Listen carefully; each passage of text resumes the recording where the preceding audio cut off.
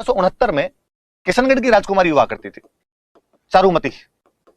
किशनगढ़ या उस समय ये लोग रूपनगढ़ रहा करते थे, तो किशनगढ़ या रूपनगढ़ जो आप लिखना चाहो लिख लो, कुछ चीज को बोले। राजकुमारी वो रूपनगढ़ में रहती थी, तो कई जगह रूपनगढ़ की राजकुमारी भी नाम आता है, पर बात वो एक ही है। चारुमती नाम की राजकुमारी हुआ करती थी, इससे शादी की थी। एक बड़ा जोरदार सा किस्सा है ये, बड़ा जोरदार से किस्सा है भाई, सुनो लो फटाफट मैं बताता हूँ। कहा जाता है कि एक बार चारुमती रूपनगढ़ के महलों में बैठी हुई थी, बाहर कोई एक बूढ़ी महिला आवाज लगा रही थी, पेंटिंग ले लो, चित्र ले लो, चित्र ले लो। पेंटिंग बेच रही थी, फोटोज बेच रही थी।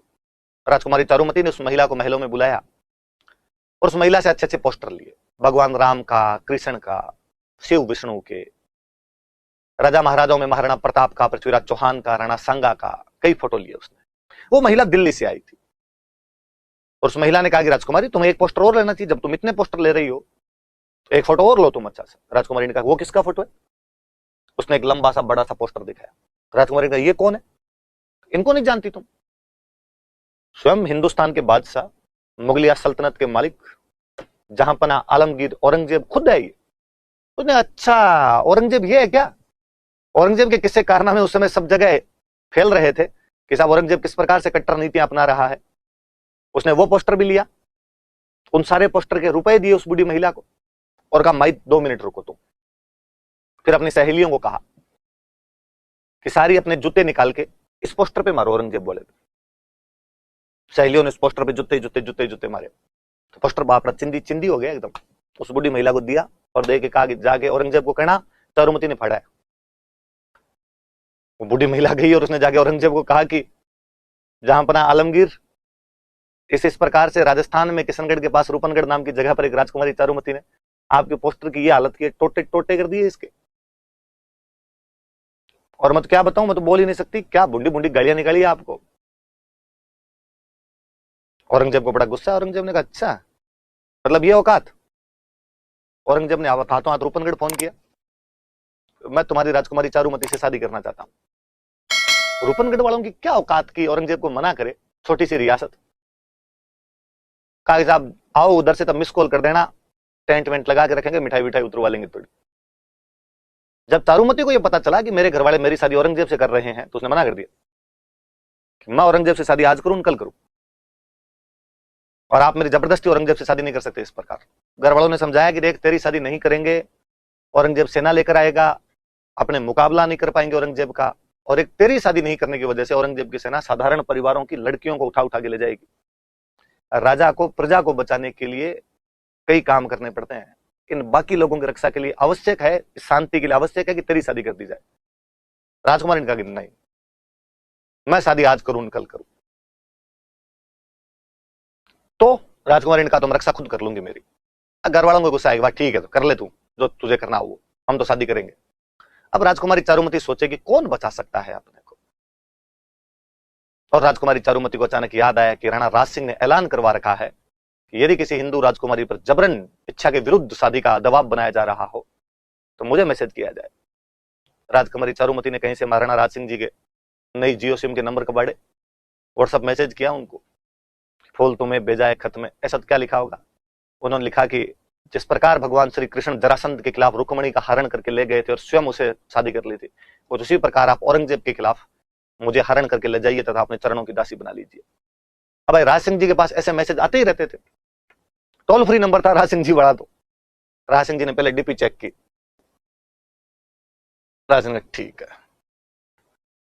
राज सिंह जी ने हाथों हाथ थम्स अप भेजा, तुम तो शादी का कार्ड भेजो कितनी तारीख को, बाकी मैं देख लूंगा। अब राज सिंह जी को पता चला भाई इतनी तारीख को औरंगजेब के साथ शादी की जा रही है। राज सिंह जी का चिंता है मत करो, मैं आऊंगा और तुमसे शादी कर लूंगा। फिर राज सिंह ने औरंगजेब के पास मैसेज किया कि औरंगजेब वो जो तुम रूपनगढ़ बारात लेके जा रहे थे उसे कैंसिल कर देना, उधर शादी मैं करूंगा। अब इसे थोड़े दिन पहले मेवाड़ में एक जगह पड़ती है रूपनगर, जीलवाड़ा, जीलवाड़ा पड़ता है मोकल को जहां मार दिया गया था चाचा मेरा और मैं पापा मारना है, उस जीलवाड़ा के पास में रूपनगर नाम की एक जगह, और वहां रूपनगर की कोई राजकुमारी थी चंचल कुमारी। औरंगजेब उस चंचल कुमारी से भी शादी करना चाहता था, पर राज सिंह पहले जाके शादी करके आ गए थे, तो औरंगजेब तिलमिलाया हुआ था। तो औरंगजेब ने कहा ये क्या तरीका है, वहां रूपनगर में भी तूने कर लिया, अब इधर रूपनगढ़ भी तू जा रहा है, अब वो चंचल कुमारी से तूने कर ली, अब यहाँ चारुमती से मैं करूंगा। राज सिंह ने कहा तू समझ नहीं रहा, मैंने अब डीपी देख ली है, इंस्टाग्राम पोस्ट सारी देख ली मैंने, अब इधर मैं ही करूंगा। तो औरंगजेब ने कहा तो युद्ध करेंगे। जो युद्ध में जीतेगा वो कर लेगा। राशि ने कहा ठीक है, इसके लिए तो युद्ध भी किया जा सकता है।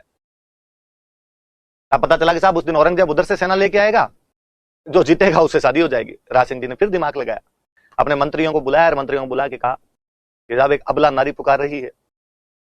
मंत्री मन ही मन में सोचा होगा कि साहब आजकल आपको लगता नहीं कि हर महिला अबला हो रखी है आपके लिए। पर उन्होंने कहा बताओ आदेश क्या है, राणा जी कहे वो माना जाए। आदेश ये है कि मैं जब चारुमती से शादी करने के लिए रूपनगढ़ जाऊंगा तो औरंगजेब की सेना को अजमेर में रोक के रखना है। औरंगजेब की सेना अजमेर से आगे नहीं बढ़नी चाहिए, तब तक रोक के रखना जब तक मेरे फेरे नहीं हो जाए। उसके बाद मैं चला जाऊंगा, खुद आ जाऊंगा वहां पे और मैं रोक लूंगा। ठीक है साहब, जैसे राणा जी का वैसा हो जाएगा। अब राज सिंह जी नियत तिथि पर शादी करने के लिए रूपनगढ़ पधारे। मेवाड़ की सेना को अजमेर जाना रोकने के लिए। मेवाड़ की सेना के सेनापति कौन? तो सलूम्बर के जो सामंत होंगे मेवाड़ की सेना के सेनापति होंगे। मेवाड़ की हरावल में कौन रहेगा? तो सलूम्बर के चुंडावत मेवाड़ की हरावल में रहेंगे। उस समय सलूम्बर के जो सामंत थे उनका नाम था रतन सिंह चुंडावत। ये रतन सिंह वो नहीं है भाई खानवा युद्ध वाले, ध्यान रखना, वो पहले दूसरे हुए थे, ये दूसरे हैं। रतन सिंह चुंडावत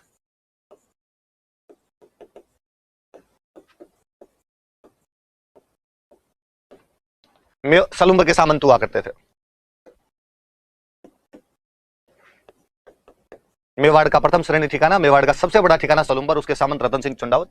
और रतन सिंह जी के पास समाचार भेजा गया कि रतन सिंह जी, राज सिंह जी रूपनगढ़ पधारे हैं शादी के लिए, आपको औरंगजेब की सेना को रोकने के लिए अजमेर जाना है। जिस दिन रतन सिंह के पास यह समाचार गया शाम को, उसी दिन में खुद रतन सिंह की शादी हुई थी। हाड़ी रानी थी सहल कंवर। सहल कंवर नाम करके इसके एक हाड़ी रानी थी। हाड़ा चौहान होते हैं तो हाड़ाओं की जो बेटियां होती तो हाड़ी रानी हो जाती। सहल कंवर नाम करके रानी के साथ इसकी शादी हुई थी। दिन में बंदे की शादी हुई, शाम को मैसेज आया आपके पास कि कल युद्ध लड़ने के लिए जाना है। मुझे लगता है ऐसा मैसेज दो ही लोगों के पास गया आज दिन तक, या तो सलूम्बर वाले रतन सिंह चुंडावत के पास गया था या बॉर्डर मूवी में सुनील शेट्टी के पास में गया था। बाकी तो किसके पास ही गया होगा ऐसा मैसेज। और रतन सिंह चुंडावत ने मना कर दिया। रतन सिंह का दिमाग खराब है, दिन में ब्याह हुआ है, आज कल करे युद्ध करने के लिए जाना है। राज सिंह जी का दिमाग खराब हो गया, खुद के ब्याह के चक्कर में लोगों के ब्याह क्यों खराब करते घूम रहे हैं।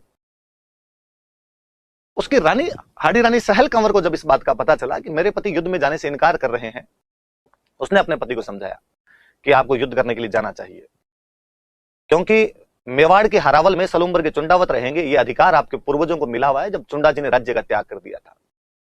ये बहादुरी का प्रतीक है, आपके प्रति सम्मान का प्रतीक है। यदि आप लड़ने के लिए नहीं जाएंगे तो सलूम्बर वालों से हरावल का अधिकार छीन लिया जाएगा। आने वाली पीढ़ियां थू थू करेगी कि हमारे एक दादा परदादा निकम्मा निकल गया था बीच में, उसकी वजह से हमसे अधिकार छीन लिया गया है। रतन सिंह जी ने कहा अरे तो मैं कब मना करता हूं इनके लिए लड़ने से, हमेशा लड़ने के लिए जाता हूं, कितनी लड़ाइयां लड़ी होगी इनके लिए, पर आज का दिन तो इनको भी देखना चाहिए था। सहल कंवर ने फिर समझाया कि कर्तव्य बहुत बड़ी चीज होती है, उसके लिए स्नेह प्रेम ये सब त्यागने पड़ते हैं। राष्ट्रवाद, देश के प्रति प्रेम, इन सबसे ऊपर उठकर होता है। आज देश पुकार रहा है आपको।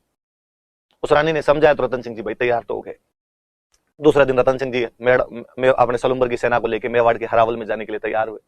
और भाई बंदे के नया नया यूं ब्याह हो रखा हो, अचानक ऐसे भेज दे, घोड़े लेके रवाना तो हुए, लेकिन फिर कहीं बैकग्राउंड म्यूजिक चलता होगा, जाते हुए लम्हों जरा ठहरो।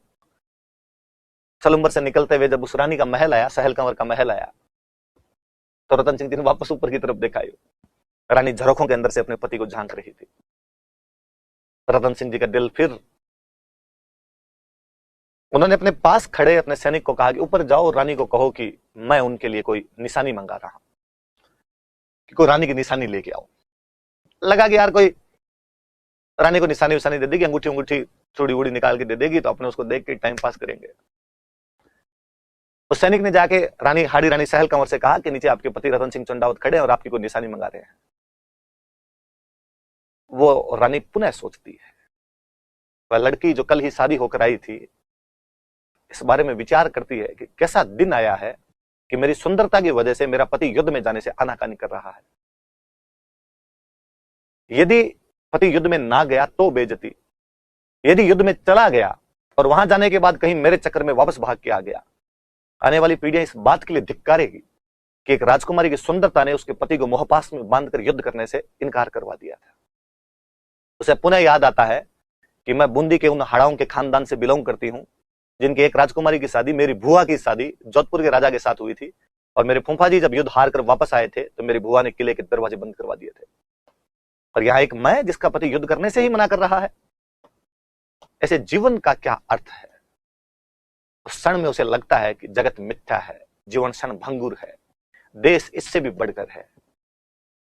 उसने अपना सर काट कर दे दिया था। उसे लगा कि जब मैं नहीं रहूंगी फिर तो ये आदमी लड़ेगा, मेरी वजह से ही तो नहीं जा रहा। चुंडावत मांगी सेनानी, सर काट दे दियो सतरानी। कि उस रतन सिंह चुंडावत ने निशानी मांगी थी, सेनानी मांगी थी, उस महिला ने अपना सिर काट कर दे दिया था। सतरी सेनानी चाहिए समर सलुम्बर धीस, चुड़ामन मेली सियान इंधन मेलोसीस। कि उस समर में जाने से पहले, युद्ध में जाने से पहले, जब उस सलुम्बर के स्वामी रतन सिंह चुंडावत ने अपनी पत्नी से निशानी मांगी, तो एक बार ऐसी निशानी पहले कभी भगवान राम ने मां सीता से मंगवाई थी, जब हनुमान जी मां सीता से मिलने के लिए अशोक वाटिका पधारे थे। और जब हनुमान जी ने कहा कि मां सीता आपकी को निशानी दीजिए ताकि मैं भगवान श्री राम को ले जाकर दे सकूं, तो मां सीता ने उनको अपने कंगन उतार कर दिए थे। चूड़ामन मेली सिया इंधन मेलोसीस। पर ये महिला तो यहां पर और महान हो जाती है जब अपना सिर काट कर दे देती है। नीचे जैसे ही सैनिक सिर लेके गया तो रतन सिंह चुंडावत के भी होश उड़ गए। उसे लगा कि यार क्या गलत कार्य कर दिया। कहते हैं कि उसने वो जो सिर था राजकुमारी का, इतना इतना जो मुंडी थी उसकी, उस राजकुमारी के जो बाल थे लंबे लंबे, उन बालों को अपने यहाँ गले के अंदर बांध लेता, उस मुंडी को लटका लेता है। उस अजमेर के युद्ध में रतन सिंह चुंडावत क्या बहादुरी से लड़ा था। औरंगजेब की सेना को इंच क्रॉस नहीं करने दिया था। उस अजमेर की घाटी के अंदर भगा भगा के मारा था रतन सिंह चुंडावत ने। वो अद्भुत योद्धा उस युद्ध में लड़ता हुआ मारा गया था। मैंने कई, लक्ष्मी कुमारी चुंडावत एक प्रसिद्ध राजस्थान के साहित्यकार हुआ, उनकी किसी बुक के अंदर मैं ये कहानी पढ़ रहा था हाड़ी रानी की। उसकी अंतिम पंक्तियां कुछ यूं थी कि एक दिन राजसमंद झील की पाल पर बैठे हुए राज सिंह जी और चारुमती दोनों पूर्णिमा की चांदनी में रात को निहार रहे हैं, और राज सिंह जी चारुमती को अपने विवाह से पूर्व होने वाली घटनाओं को बताते हैं। और राज सिंह जी कहते हैं कि और रतन सिंह चुंडावत उस युद्ध में लड़ते हुए मारा गया। रानी चारुमती राज सिंह जी से पूछती कि फिर क्या हुआ? राज सिंह जी कहते हैं कि वो दोनों मर गए इसलिए हम दोनों बैठे हैं। मैं एक बार फिर, मैंने कभी पहले भी कहा होगा, मैं वापस बताऊं, राजस्थान का इतिहास इन पवित्रता, इन पतिव्रता महिलाओं की वजह से स्मरणीय किया जाता है, याद किया जाता है। वीर हर जगह हुए हैं, वीरांगनाएं केवल राजस्थान में हुई है। हमने उस हाड़ी रानी को अद्भुत सम्मान दिया। हमारी राजस्थान की जो महिला बटालियन है उसको आज भी हम हाड़ी रानी बटालियन के नाम से जानते हैं। राजस्थान के एक मूर्धन्य साहित्यकार मेघराज मुकुल ने अपनी कविता सेनानी इस हाड़ी रानी को समर्पित